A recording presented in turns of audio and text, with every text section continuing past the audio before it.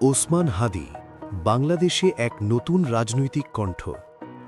ওসমান হাদি, পূর্ণ নাম শরীফ ওসমান হাদি, বাংলাদেশি রাজনীতিক, ২০২৪ সালের আন্দোলনের মুখপাত্র এবং পরবর্তীতে জাতীয় সংসদ নির্বাচনে প্রার্থী ছিলেন।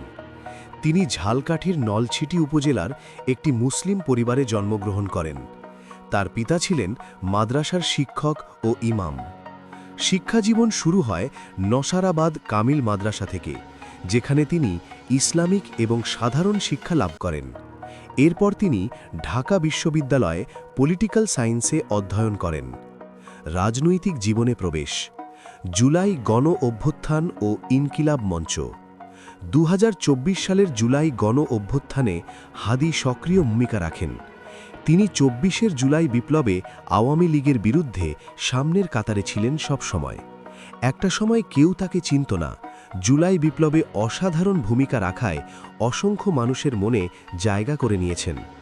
একদিকে মানুষের মনে জায়গা করে নিয়েছেন, অন্যদিকে জুলাই বিপ্লবে সামনের সারিতে থাকার কারণে কিছু শত্রু জন্ম নিয়েছে। আন্দোলনের পর তিনি ইনকিলাব মঞ্চ নামে একটি রাজনৈতিক সাংস্কৃতিক প্ল্যাটফর্ম গঠন করেন এবং এর মুখপাত্র বা কনভিনার হিসেবে পরিচিত হন।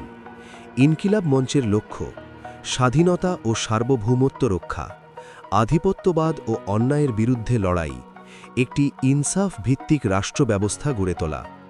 ওসমান হাদি বিভিন্ন সময়ে তীব্র রাজনৈতিক বক্তৃতা ও মন্তব্য করেন। আওয়ামী লীগকে ব্যান করার দাবি উত্থাপন করেন। বিএনপিকে পুরনো ধারার রাজনীতি বলিয়ে সমালোচনা করেন এবং নতুন রাজনৈতিক ধারা গড়ার উপর জোর দেন। অন্তর্বর্তীকালীন সরকারের কাঠামো সমালোচনা করে জাতীয় সরকার গঠনের প্রস্তাব দেন।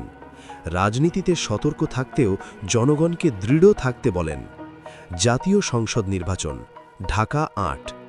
২০২৫ সালের জাতীয় সংসদ নির্বাচনে হাদি ঢাকা ৮ আসন থেকে স্বতন্ত্র প্রার্থী হিসেবে মনোনয়ন নেন।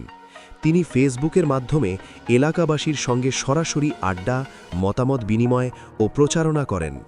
হুমকি, হামলা ও শারীরিক আক্রমণ, জীবননাশের হুমকি। নভেম্বর ২০২৫-এ হাদি অভিযোগ করেন যে অন্তত ৩০টি ভিন্ন ভিন্ন ফোন নম্বর থেকে তাকে হত্যার হুমকি দেওয়া হয়েছে। ফোনে বলা হয়েছে তার বাড়ি জ্বালিয়ে দেবে ও পরিবারকে ক্ষতি করবে। বাংলাদেশে অনেক রাজনৈতিক ব্যক্তি আছে যারা নির্বাচনী প্রচারণা চালানোর জন্য বা দল চালানোর জন্য মানুষের কাছে টাকার জন্য হাত পাতে।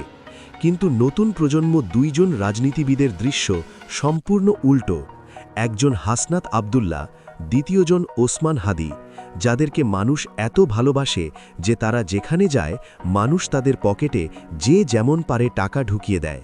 অর্থাৎ তারা মানুষের কাছে চাওয়া লাগে না, মানুষ নিজ মন থেকে তাদেরকে দেয় ভালোবেসে। আর এই ভালোবাসা দেখেই কিছু মানুষের চোখ লাল হয়ে গেছে, যার পরিণতি তাকে গুলিবিদ্ধ হতে হয়েছে। গুলিবিদ্ধ, শারীরিক আক্রমণ। ১২ই ডিসেম্বর ২০২৫-এ ধানমন্ডি পল্টন এলাকায় অপরিচিত বন্দুকধারীরা মোটরসাইকেল থেকে তাকে মাথায় গুলি করে আহত করে। গুরুতর অবস্থায় তাকে ঢাকা মেডিকেল কলেজ হাসপাতালে ভর্তি করা হয় এবং পরে উন্নত চিকিৎসার জন্য এভার কেয়ারে নেওয়া হয়। অনেক সংবাদ মাধ্যমের বরাতে তার অবস্থা জানা যায় অত্যন্ত সংকটাপন্ন বা কোমায় রয়েছেন। আমরা সকলে তার জন্য মন থেকে দোয়া করি, আল্লাহ যেন তাকে দ্রুত সুস্থতা দান করে তার পরিবারের কাছে তাকে ফিরিয়ে দেন। ওসমান হাদি একজন অত্যন্ত ভালো মানুষ এবং সত্যবাদী, দুঃসাহসী নেতা। তার একটা ভিডিওতে একজনে একটা কমেন্ট করেছে। কমেন্টটি আপনাদেরকে পড়ে একটু শোনাই এবং সেই কমেন্টের রিপ্লাই তিনি কি দিয়েছেন তা শুনলে মন থেকে তার জন্য দোয়া চলে আসবে। এক ভাই কমেন্ট করেছে, বাসার সামনে আয়, তোর জন্য ময়লা পানি রেডি আছে। উত্তরে তিনি অসাধারণ একটি রিপ্লাই দিয়েছেন, বাসার ঠিকানা দেন প্লিজ, সামান্য ময়লা পানিতে আমরা কিছুই বলবো না, ভোট চেয়ে চলে আসব। আমাদের বুকে গুলি চালানোর আগ পর্যন্ত আমরা কাউকে কোনো প্রতিরোধ করব না। আমাকে ভালোবাসার অধিকার থাকলে ঘৃণা করারও অধিকার কারো থাকতে হবে, আর সেই অধিকার নিশ্চিত করার জন্য আমাদের আজন্ম লড়াই। আমাদের শত্রুর সাথেও ইনসাফ চাই।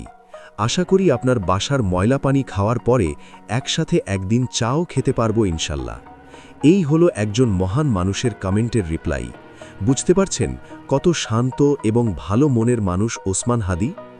বিশ্ববিদ্যালয় ছাত্র সংগঠনের নেতারা এই হামলাকে রাজনৈতিক হত্যাচেষ্টা হিসাবে বাতিল ঘোষণা করে প্রতিবাদ করেছেন। ওসমান হাদি বিভিন্ন বক্তৃতা, সংবাদ সাক্ষাৎকার এবং অনলাইন প্ল্যাটফর্মে নিজের রাজনৈতিক মতামত প্রকাশ করেছেন। তার একটা ব্যক্তিগত বা রাজনৈতিক বইয়ের তালিকাও পাওয়া যায়। 2025 সালে হাদি একসময় গোপালগঞ্জ সম্পর্কিত বক্তব্যে অতিরিক্ত ভাষা ব্যবহার করে ব্যাপক সমালোচনার মুখে পড়েন। পরে তিনি তার বক্তব্যের জন্য ক্ষমা চান।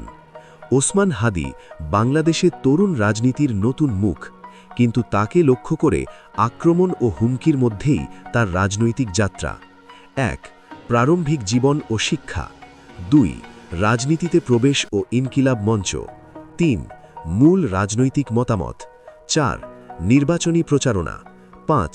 হুমকি ও গুলিবিদ্ধ ঘটনা। 6. বর্তমান অবস্থান ও সমালোচনা। ভিডিওটি যদি তথ্যবহুল ভালো লেগে থাকে, লাইক ও সাবস্ক্রাইব করুন এবং মন্তব্যে আপনার মতামত লিখুন। শেয়ার করুন অন্যদের কাছে। সবাই ভালো থাকুন, সুস্থ থাকুন। আল্লাহ হাফেজ। দেখা হবে পরবর্তী কোনো ভিডিওতে।